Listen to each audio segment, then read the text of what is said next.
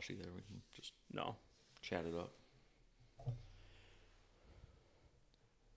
All right, Josh, this is another podcast with Mastermind Advisor Marketing, and I want to talk about just marketing in general, not just marketing for financial advisors, but marketing in general, just because I feel like we've done a really good job figuring out how to do marketing with, well, actually B2B marketing, trying to get advisors to use our program, but also the B2C stuff, meaning how to get prospects to engage with our content and to request appointments. And it wasn't that we stumbled into this and we got lucky. It took a lot of trial and error. And I think it's important to talk about those things to help any marketing person for that matter. As I know there's a ton of content out there. And I see a ton of people, I'm on Facebook all the time. I like to look at someone else's ads just to see how they're how things are generating that way. I like to go to their landing pages or their call to actions, see if it's good. And there's so much stuff out there that I feel bad because it's just wasted. And in fact, I saw an ad for this lady that is trying to promote to financial advisors, and she's like, "I'll help get you 40 to 50 clients per month." And I'm like, that's just not realistic. I mean, that's a really irresistible offer, which we want to talk about, but that's just not realistic as far as what that looks like in the financial advisor space. So I'm like, this lady has no idea what she's doing in the financial advisor space, number one. Then I made a comment on it, and then she changes the ad. I'm like, and it comes back across on Facebook. She changes the ad, and then it went down to 20 to 30 clients per month. And then she changed it to, "I'll do marketing for free. You don't pay until, we get you results." And I'm like, she has no results. There is, you are taking a giant chance with this person. Now, I know you have to start somewhere, but you have to know if you're going to do any marketing, you have to know your clientele. 100%. You got to know your audience. Right. You got to know your clientele before you go with something. And so, unfortunately for her, I don't know if she's going to do that well, and I don't want to discourage anyone from doing marketing, but we have a whole team of marketers that they went to school. They did marketing classes, and the marketing that you were taught in school is much, much different than the marketing that's in the real world. And what I mean by that is this is kind of more like grassroots type marketing versus if you're just doing marketing for, let's say, Target or Best Buy. They already have a giant brand. They don't, they don't even track their ad spend to their conversions. 100%. They have no idea what they're getting as far as results. Correct.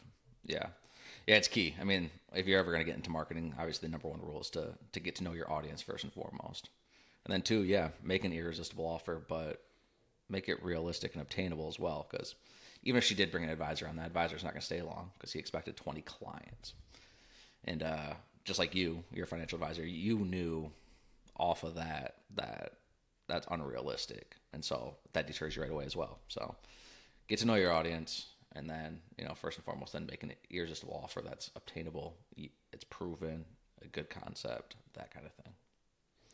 Then I see the ads that are out there where it's like a video, and the way it starts off is like, "Hey, agencies, marketers, or advisors, I am so and so, and I'm super special. Look at my giant plaque that I have." And it's all about them.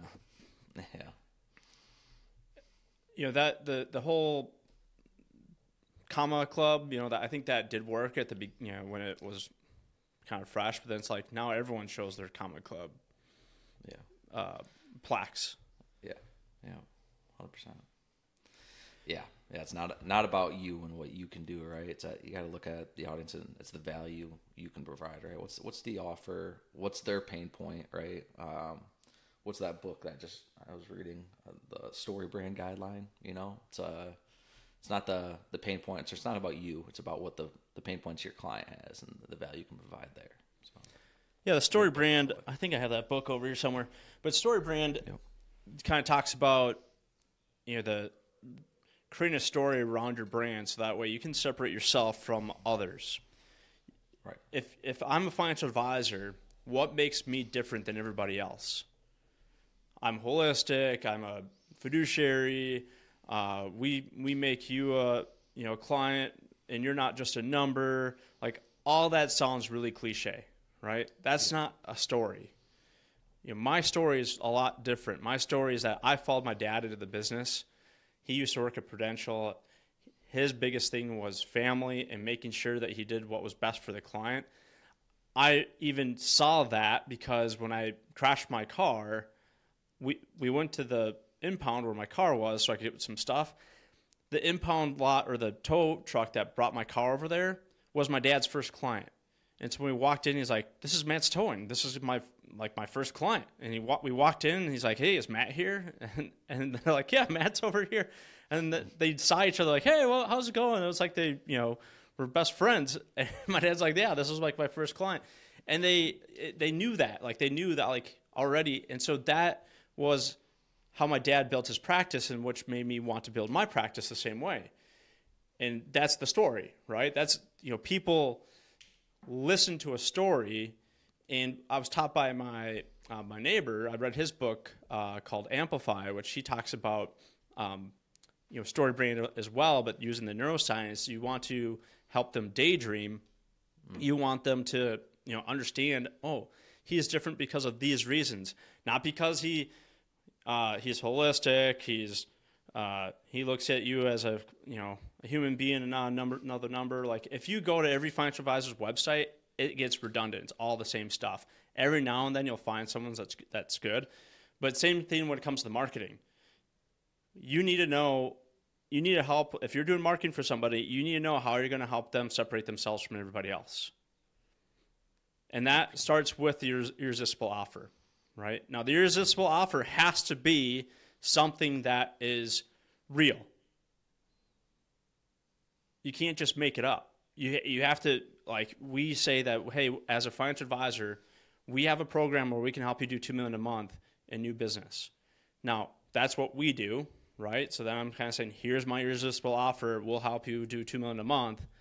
Yep. That's what some advisors want to achieve, not all of them. But then they're like, yeah, I want to know the exact same path or exact same equation that you're using to help me get to $2 million a month, right? Yep. So it's not like you're not making a video making your call to action saying, "Hey, this is Vince Oldre. I'm a financial advisor / marketer. I run this and this." It's, "Hey, we help you with X. Do you want that line?" So. Yeah. There's so many guys out there that say, "Hey, I'm Josh Woodward, and I run a $5 billion marketing company." So, what's funny? There was a financial advisor that him and I were about to partner together, and he got really upset with me because I held him to our contract. But he decided to go a different direction because he wanted to create this. We were talking about partnering together, and then he decided to go partner with somebody else because he wanted this golden parachute. And I'm like, if you're starting a business out, you can't, there's some risk involved. So, but he's like, well, I'm older and I need at this day and age, I need a golden parachute, so I need something, right? I'm like, okay, well, that was a red flag there.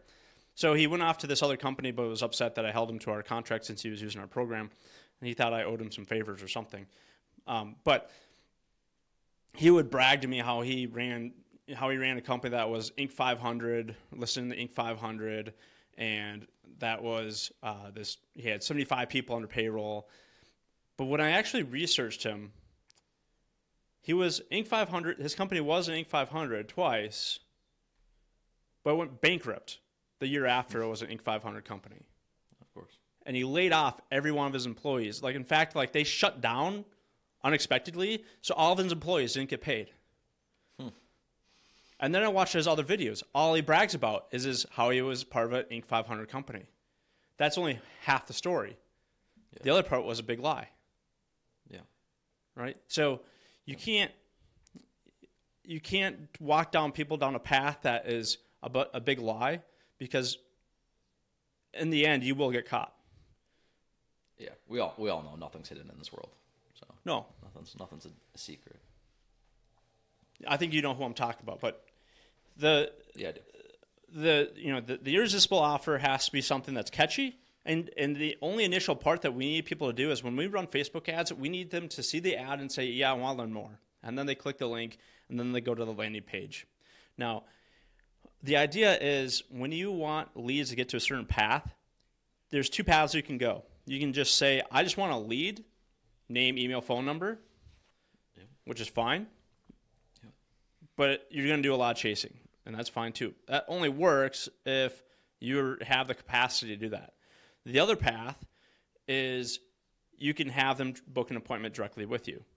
Now, to get people to stick with that, you're going to have to get them to do the next step on that landing page. Watch a video, get them to engage with something, fill out a survey, maybe fill out a quiz, and then book the appointment on your calendar.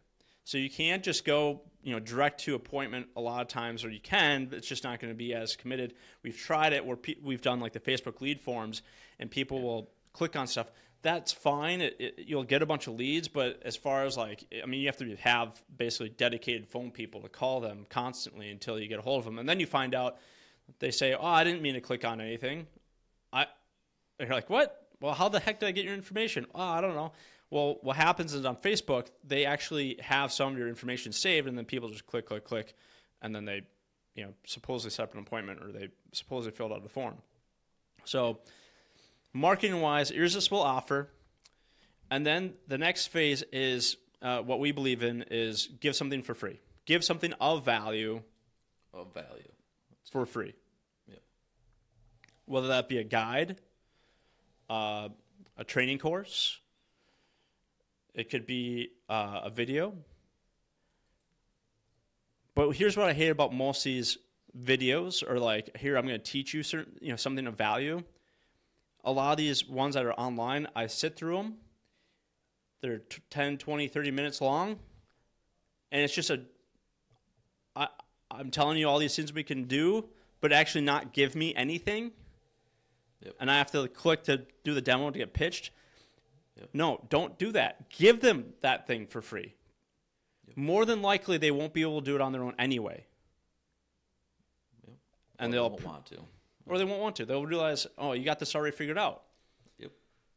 Too many of you are marketing companies, try to hold that information back. And I get it because you want them to book that appointment. But in my opinion, the good quality people that you want are not going to book that appointment. Because they're asking for something. The idea is you give, then ask. You can't ask for that appointment until you give them enough value. You can ask for that appointment, but you're not going to get a good quality appointment. You got it. Yeah. So go ahead. I'm just saying with a guy that we follow a lot, like Frank Kern. Yep. The guy is just funny, but how I got involved with Frank Kern stuff is I'm going to show you exactly how to build a campaign out from beginning to end. And he charged $100 for it, which, to me, I'm $100 for a course with Frank Kern. Right. Let's go. Yep. And then I watched every course, and what he did is he launched his wife's makeup line from scratch. And he built out the ads, built out the landing pages, built out everything from scratch. I'm like, holy cow! And then at the end, it's like, hey, I have an actual thing that will help you. We have a whole team where we can do it end to end for you if you want us to. You saw how it worked for me, so now you get to see, we can help do that for you, right? And so how many people did they get? I don't know, but they got me. So, which helped us learn how to do all the stuff that we're doing now, and help advisors. But as marketing goes for other people, or if you're trying to do marketing for yourself, or you're trying to sell your own marketing, you got to, first have that irresistible offer. Well, like you said before, you have to know your client. Know your client. 2 is you have to have the irresistible offer, which that irresistible offer has to line up with your client, right? 3 is you got to give something for free, or give, then ask. Yep. Then the last stage is the sales part where you actually have to show them value. And value is where they will buy, but only if you can tie it back to their emotion. You got it. Tell the story. Tell the story. You got it. So we talked about phishing last time. Yep. I thought about it. I'm like, maybe people like you and I are, like you're in Michigan, I'm in Minnesota, so like we have all these lakes. I thought about it, though. I was like, people might actually not know like this, like fishing, like what a sunny is, or like what a bass is. But I don't know. So I'm like, maybe we should have thought of it as like something like fishing in the ocean or something, where, hey, everyone's trying to get the big tuna, right? Yeah. That's where the money is the big tuna. There's a show about it, right? And if you're trying to get the big tuna and you're not just trying to get the little guy, I don't even know what the little guy would be. I've never fished in the ocean, so you're asking the wrong guy as well. The sunny made more sense to me, but from Michigan. I'm trying to think. I remember we went fishing in Cabo, and before we went fishing, my dad and I and my brother were watching all the fishing boats coming in, and they have flags up, and each fishing boat will have flags based on how many fish they caught, right? So some will come in with like 2 flags or 6 flags up on their fishing boat, and so we're eyeing each one of them. We're like, all right, let's find one that had like a lot of fish. So we eyed it out because we're like, we want that captain, we want that boating company. So we found them, and we went over to that boating company and said, all right, we want to go fishing with that captain. When can we go? They said, okay, you can go on Thursday morning, blah, blah, blah. And so we showed up, and somehow we don't have that captain. We don't have that boat. They're like, nope, this guy's just as good, blah, blah, blah, go on out. So we went out. Well, the boat I went on, we didn't catch a thing. Not a single thing. No, we saw like maybe one sailfish or something like that, but we didn't see anything. And it was like a huge bummer. I mean, it was just like we got excited and we got up super early, and then really came back with nothing. Luckily, my brother and my dad went on a different boat. I went on a boat with my mom and my friend, and they caught some fish, but they also caught like a bunch of like squid. And so I guess like the squid's like really easy to catch. So they're like catching squid all the time, but you're not going to eat like a ton of squid. It's not like that, like, as good to eat as like the fish would be. So my dad's pissed. Rightfully so. Yeah, he's pissed. So he didn't even want to pay the company because we felt like we got bait and switched a little bit. So, the idea is that when, the whole fishing thing that we kind of brought up was we want to go catch the big tuna or the big sailfish because that's what's fun. That's what, those are the stories you get to tell. You don't go home telling people a lot that you went on a fishing boat and you didn't catch anything. Right. Or a bunch of squid. Right. So same thing when it comes to marketing. You can catch a bunch of squid, a bunch of leads, make yourself sound good, but the only person you're going to piss off down the road is the person that you're really trying to help. So when it comes to marketing, don't go down that path. Now, the difference with marketing that I do anyway is the marketing that we promote to our advisors is I do the same marketing, right? I go do the same seminars. I go do the same webinars. I'm in the trenches with the advisors, so there's no, like I'm the test guinea pig. Yep. If it works, I'm doing it. And my advisors and my company are doing it. If it doesn't work, you don't know about it. Yep. Kind of like the squid. You don't hear about it. Exactly. Now, I know when you were at your company, I thought it was really interesting how when you were with Formafolios and you were doing the marketing campaigns, there was an advisor that found, like when he came over here, he's like, oh yeah, I was doing their campaigns. Everything was great. Best classes. And then all of a sudden, what he started doing, or actually the company left Formafolios or whatever, that investment firm, they started doing something else. It wasn't working. Can you kind of try to help me understand like what happened there? Like, why do you think it didn't work? Where did he went? I'm not, I guess, 100% sure on who you're talking about. But But a lot of things that are different when people try to go off on their own and do this kind of stuff on this marketing, right? Especially in our industry, a lot of people are trying to promote themselves. They're trying to be the reason, right? Or they're trying to ask for information right up front. And again, it kind of reiterates everything we just said in this podcast, but they're not providing the value first or offering, like what we do is we market for the free education, right? We're trying to provide that value first before you ever even ask for an appointment. And even when you ask for the appointment, it's not, hey, I did this, so now give me your time. It's, hey, I did this, let me help you further. That kind of conversation. And so, a lot of these guys, if they go off and they're trying to do their own thing, it's, all right, I bought you a steak, now you owe me an appointment. Or I gave you 2 hours of my time, so now you owe me X. Even if you look at like financial planning, like if you're offering that help, a lot of advisors will force a fee. But Jason, who I used to work, or who kind of taught me a lot of the marketing, was, he maybe offered the fee just to make people invested, but he never actually charged that person. If they weren't happy, he never charged them. If they were happy, they always became clients. So it's that whole process of just give, and then just offer help, right? You're not selling. You're promoting and trying to help where you can. And so it's more of like a soft close. It's more of a soft close. I mean, we're talking to another marketing guy or financial advisor, and he's doing like the estate plans, where he's selling the estate plans at the class. Yep. And he's like, it's completely different. He's like, I'm used to offering like free retirement plans, and then now all of a sudden I'm trying to get them to pull out their credit card at the class. Yep. And get them to buy an estate plan for $599 right on the spot. Yeah.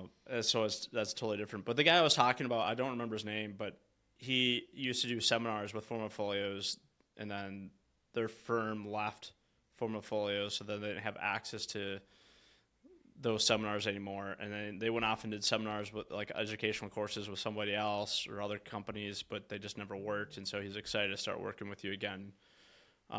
And I think there's some things that we provide a little bit different in our educational type courses. And that is, again, one's the value of education. Mm-hmm. There's no sales pitch in our classes, and it's just genuine content. Yep. And then at the end, we just say, if you want to come in for a meeting, you can. And if you don't, not a big deal. Yep. Now, that's not for everybody. I used to do dinner seminars. Dinner seminars were fine. I found there's definitely different type of clientele that show up to the dinner seminars, and it tended to, obviously you have those what we call plate lickers. Yep. But it was just, oh man, I was spending so much money on marketing. It got depressing. I felt like every time I, got some business coming in, I was turning around spending money at the restaurant or spending money on the mailer. Yeah. But I think there's something that, that what you guys were building was pretty cool. And that was like a platform where you're building out content. People could go get that content for free. And then after they watched some of that content or looked at some of that content, they would raise their hand and they'd say, hey, I want an appointment. Yep. Voluntarily, a very soft close. They wanted to be with you. You helped them enough where they feel enticed, like you can help them more. 100%. And really it all stems from just like Frank Kern and watching these guys that are so successful. Frank Kern, Gary Vee, like all these guys, just all they do is give. And then at the end, they just offer more help. Yeah, it's for a slight fee, $100, whatever it may be. But again, that $100 was just probably commitment, right? And knowing that you were going to show up and attend and be attentive. So yeah, that's where you really just watch what these big guys are doing that are successful in like other industries. And the cool thing is like the weird thing is like our industry is just so far behind in marketing, right? Financial advisors always are the last people to move. They went from mailers. People are still doing mailers. They're slowly moving to digital. Still to this day, people won't convert to digital. Radio shows, slowly to convert to podcasts. But the cool thing is we can look at other industries, other e-commerce shops that have to be the first momentum people, the first people in TikTok ads, first people doing YouTube videos, see what we did, what they worked for them, and then we can kind of slowly follow those small steps that they made. That's just a huge plus in our industry, but it can also be a negative because we are so far behind, or you're so stuck in those ways that you won't move into the new ways and take that next step into marketing. But when you're first, it's definitely beneficial. It's beneficial and not at the same time, because there are others that have tried to jump into this type of territory in the past, and then they get burned because there's so many people that are marketers, like that lady that I was talking about, who technically does not know how to do any marketing for financial advisors. And then financial advisors are like, oh, I've tried digital marketing, it doesn't work. Well, yeah, it doesn't work because you worked with somebody that has no idea what they're doing. Yep. So there are a lot of digital marketers out there, unfortunately, that will take your money and not do very well. And this, on the flip side, though, of that, there's the flip side of where some advisors just aren't very good at closing. They're looking for that silver bullet, where they're just looking for someone to sign a dotted line. And so, as a marketing company and a financial advisor, I get to see both of those, both those sides. On the marketing side, though, I think the biggest thing is, there's one aspect of the front end of the ad or the front end of the marketing, and then there's the back end of the marketing. And the back end is all the content, like email engagement, keeping them through the funnels. And I think that's a huge miss for a lot of people that I think that we should talk about in another podcast on how to build your funnels, how to build it out so that way you get people to go down the right path. We showed you we talked about the beginning part, make sure you have, one, make sure you know your client. 2, make sure you have that irresistible offer. 3, make sure you're giving something of value. And then you can try to bring them in. But not everybody will make it all the way there. So then how do we get them to, how do we provide them more content, more value behind the scenes?